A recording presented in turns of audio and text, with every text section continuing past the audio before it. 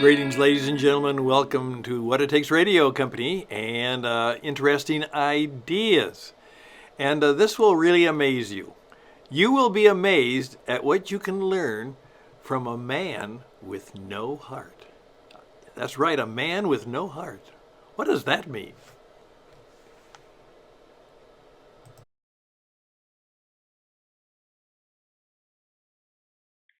Well, greetings, ladies and gentlemen. Welcome to another Interesting Ideas. And this is a guest program.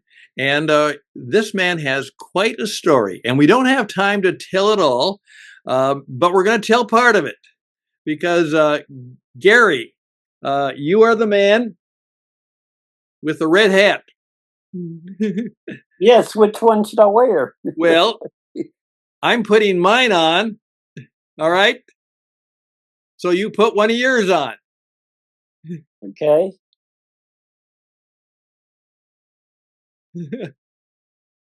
There you go. Same one. All right.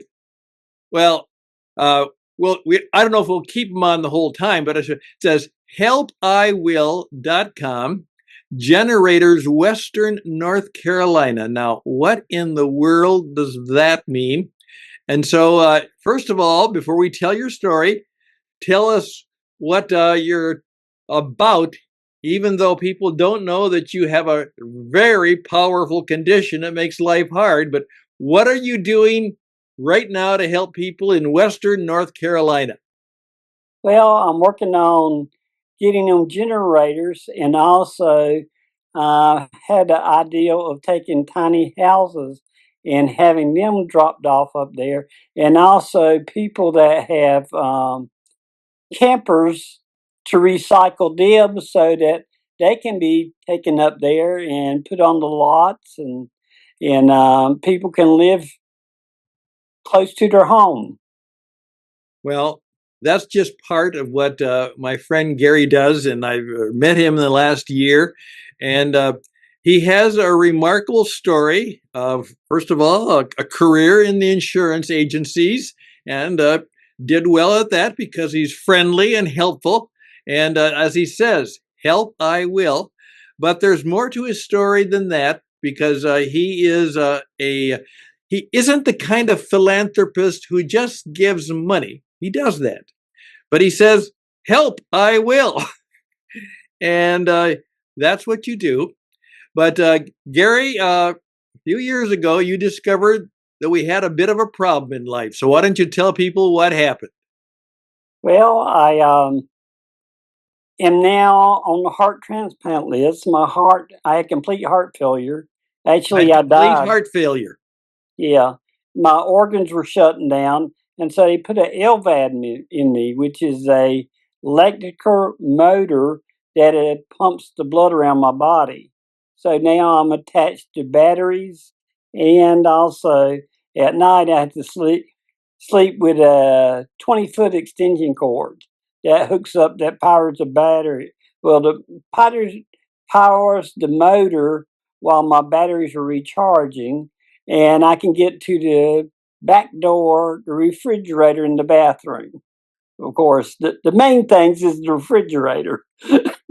Well, now let me put this in framework. This is a man who's going around and helping people do this and helping people do that, and uh, kind of like the character in The Wizard of Oz. He says, "I need a heart." Yeah, In effect, yeah, you suffered complete heart failure, right? yeah, yeah. I actually died, You so actually died. yeah, Well, couple yeah, times. that But anyway, okay. And now, so you really don't have a heart at all. well, I do, but they cut part of it out, and then they put a motor inside it, and so it's pumping. The right side's doing kind of okay, which moves the blood from the lungs over to the other chamber, which pumps the blood throughout your body. Well, So that you part is not doing good. So I have electric motor. So I sound like a music box. Now, if you would see my good friend, he kind of looks like when he's dressed, he has like a bulletproof vest on Or because a bomb. or a bomb, yes, And or a so bomb. I was talking to a policeman one day. He said, "Oh, you got a LVAD?" And I said, "Well, I was going to ask you, how did you know that?" He said, "Well, I see a little green light on your shirt." Now, this is a computer. Well, let me. Oh my goodness! All right, here we go. There's the wires and the batteries and all that. And at the very bottom of that little bag there that's on my chest, yeah, I can't get it to see it because I can't aim it correctly. But anyway, there's a little green light, so they say. And somebody says, "Well, don't people ever get worried that you're a bomber?" I said, "I'll just pull my shirt up and show Okay. them and say, I've got one battery underneath one arm and one on the other arm, and Now they how just look at me." now how long have you been quote living in this condition now, waiting for the heart transplant? A year and 4 months. A year and 4 months. You've been Yeah, on batteries on an yeah, artificial heart. yep, pretty much. Is that a record or close to it? No, no. They just put me on the heart transplant list about 5 months ago. So now I'm waiting for the correct size heart and blood type and all that. And so when Duke calls me, I'm gone. You you, know, you, you. it Oh, doesn't matter about the weather or anything. So yeah, and so before you just every day you actually make sure your batteries are fresh and well charge, charged, and that's how you start your day. yeah, it takes And me that's about how an you hour. live out your day. You Yeah, go to the restaurant, I meet you at meetings, you go visit people, you take generators to North Carolina, you help people in Haiti, you do all kinds of things, and you are on total batteries. yeah, life support they call it. I Life support. I actually drive people around that need to go to the doctor or the hospital and stuff like that, as long as they'll ride with me. A lot of people know me and go, "Well, they call me the $6 million man." I said it was only 1.4 million. Yeah, Okay, and so every day, and we are praying that, and of course, the whole thing about that is that somebody will have a tragedy and yeah, play through, and of course, uh, without a without a second thought, when I applied for my driver's license at North Carolina, she asked that question. She said, "Well, would you be a donor?" And of course, I say, "Absolutely." yeah, Absolutely. And I'm hoping that this will encourage everybody else who says, "Well, I'm not so sure I feel about that." I just want you to know here is a man who has been living well because he knows how to live well. And that's part of where we're getting amen. to. He knows how to live well. And so he has been living for a year and a few months on batteries, serving people, helping people, doing well. He's not sitting back in his chair waiting for someone to die and then get their heart. He has been being heartful to people Yeah. the entire year. Well, you never give up. You No never give. matter what, you never give up. No matter what, you just don't give up. That's right. You And don't. and Uh, the doctors told me, he said, "You're stubborn." And I said, "It's a good thing because if I wasn't stubborn, I would already be dead." that's You right. know, That's right. you just don't give up. Well, and that's what we're waiting for, praying for, and helping for that will happen. But I also I wanted just people to share something that is true for you and could be true for all of us. Is I said, in his situation, I said to my good friend Gary, "Are you afraid to die?" And he said, No, "No, I've no." been dead too many times. And the Lord sent me back. He said, "Gary," he said, "I know you're tired." And I said, "Yes, Lord, I am." But I said, I said, if you send me back, then any mistakes I make, you have to correct. He said, well, who do you think's been correcting them all the time anyway? And so, he sent me back, and I said, well, I'm your servant, and okay. And so here I am able to talk to you Right. and say, I'm the Lord's servant. So, and that's it. It's your head, your heart, and your whole body is in God's hands. That's right. Amen. And so if he decides to shut down the battery, well, I got extra batteries. My wife tells me when I get aggravating her, she says, "That's all right. I'll cut your cord, and then you can't reconnect." I said, "I got an extra computer and cord." She said, "I'd put it far enough down that you can't do it." I said, "Okay." What one of the things that's there's a gentleman years ago who wrote a book called Denial of Death, and he said one of the things they have discovered is when a person can come to faith or assurance that death is not an enemy. They are not afraid of it anymore, and once you get over your fear of death, all kinds of fears will start to disappear. Yeah, I don't worry about things anymore.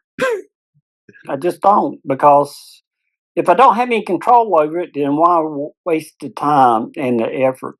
Right. And so I talk to a lot of people in many different areas that have all kinds of fears and stuff. And I said, well, can you do anything about it? And they said, well, no. I said, well, stop it. Stop it. Stop it. Stop worrying about it. Just go on with your life. But I'm not one to sit around and do nothing. So. Yeah. Well, you kind of remind me of a friend of mine who he's later stage, and he was always he was still working, even though he didn't have to work, but he just kept working. And I said to him, I said, David, well, why do you keep working? He said, well, Stan, if you knew my history, you would have known that anytime I wasn't busy, I usually got into trouble. Well, yeah, idle minds, it'll take you anywhere. So it's better to keep busy and keep moving. Every morning I thank God when I get up and say, thank you for another day. So, very good. Yeah. Well, if somebody, you have a website that is part of your projects, right? Help I Will. So, right. And he has a red hat. And by the way, what we're gonna do with this, we're also gonna start a YouTube channel for helpiwill.com. And from time to time, if the batteries keep running, you're gonna come back and do another program, right? Oh yeah. Yeah.